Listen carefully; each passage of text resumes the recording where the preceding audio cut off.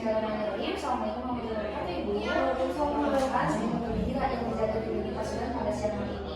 Sebelumnya izin saya mengkonfirmasi kembali ya identitas Ibu dengan dokter medis yang ada di sini gitu. Nah, Ibu namanya siapa? Ibu dari Dari. Umurnya 24 ya benar. Alamatnya di Oke. Islamnya perempuan ya Ibu. Nah, baik. Dari hasil pemeriksaan fisik dan kemudian Ibu didiagnosis mengalami diabetes mellitus Ibu. Nah, di mana diabetes mellitus ini adalah kondisi saat Ibu itu mengalami kadar gula darahnya di dalam tubuh itu tinggi gitu. Nah, maka dari itu ada edukasi dan cara menjaganya yang akan saya jelaskan. Kemudian Ibu bisa mengerti. Nah, apakah ada yang ditanyakan dulu? Belum. Oke.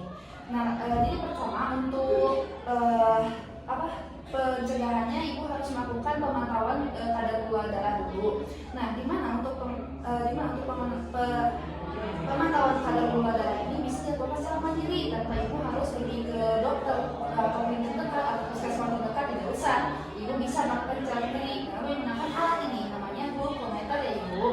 Nah, di sini untuk tujuannya untuk mengetahui kadar gula darah Ibu itu normal atau emang pada saatnya ada menurun atau tinggi seperti itu. Nah, untuk targetnya itu dia pokoknya harus kurang dari 200 mg per desiliter, intinya gitu. Ya. Nah, untuk caranya yang pertama di sini kan ada pen, manset dan juga glukometernya. Nah, pertama itu Ibu harus cuci tangan terlebih dahulu dengan menggunakan langkah.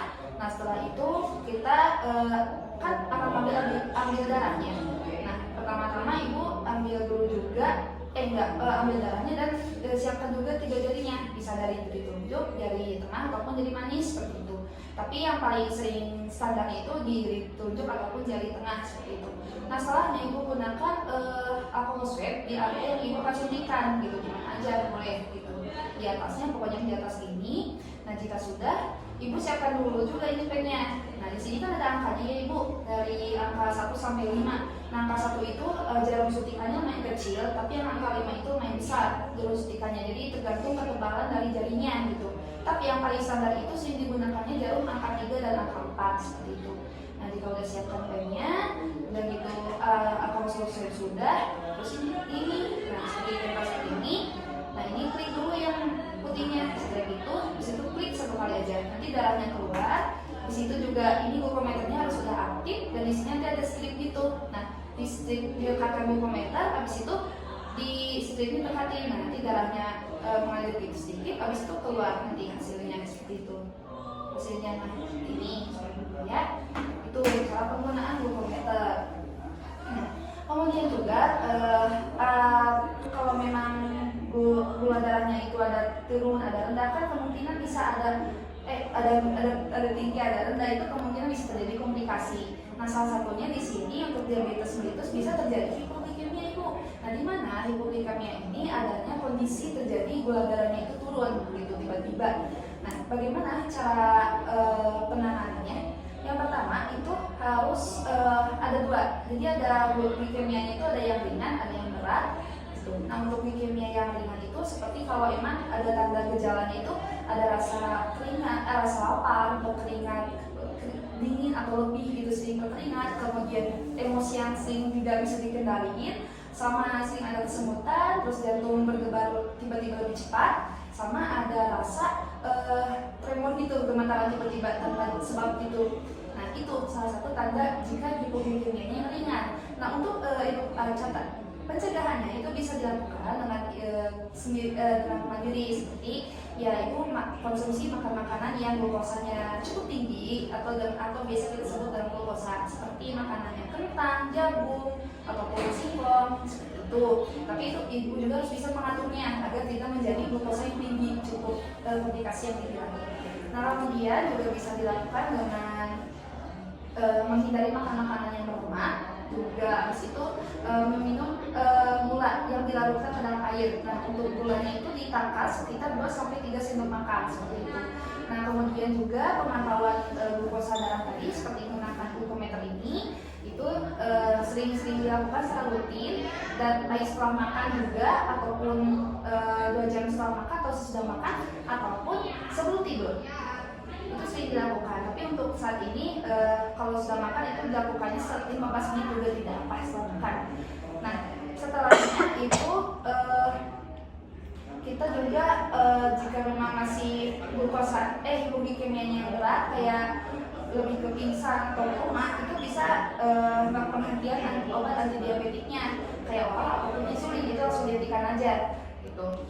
Bisa jadi kan dari obatnya yang memang dengan dosis yang cukup tinggi kan itu bisa mempengaruhi gitu.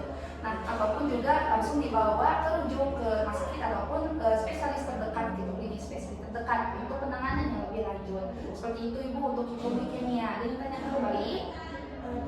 Tapi dong kalau misalnya pas waktu cek terus gula darahnya itu udah normal, udah satu ya cek lagi apa enggak?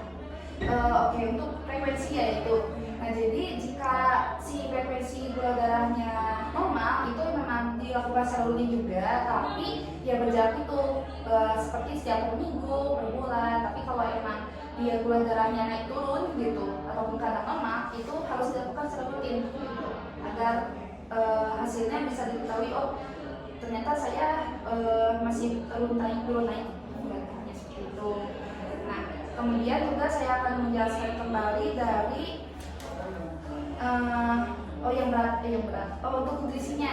Nah untuk nutrisi juga itu sangat penting untuk dijaga ya, biar takut-takut ada komplikasi yang lain-lainnya seperti itu, dengan mengkonsumsi nutrisinya itu sesuai dengan gizi atau berat badan ibu dan berat badan ibu ya Ibu.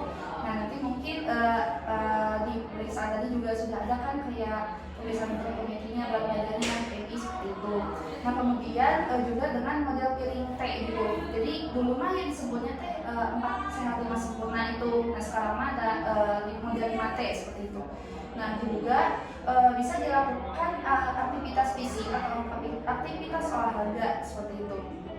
Nah, untuk aktivitas olahraganya ringan-ringan saja ya Ibu, agar ya kita bisa melakukannya walaupun dalam kondisi kita kekurangan darah, kekurangan gula atau kelebihan gula ya yang normal-normal saja gitu. Jangan yang berat-berat gitu aktivitas fisiknya. Nah, untuk penggunaannya obat juga tadi ya saya akan berikan obatnya juga dengan dosis yang tepat, dan obat yang diberikan juga harus diminum secara rutin oleh ibunya seperti itu. Nah mungkin ada yang ingin ditanyakan? Udah cukup sih deh. Cukup ya. Nah oke, semoga ibunya selalu sembuh ya Ibu gitu. Alhamdulillah pemeriksaan sudah selesai. Terima kasih.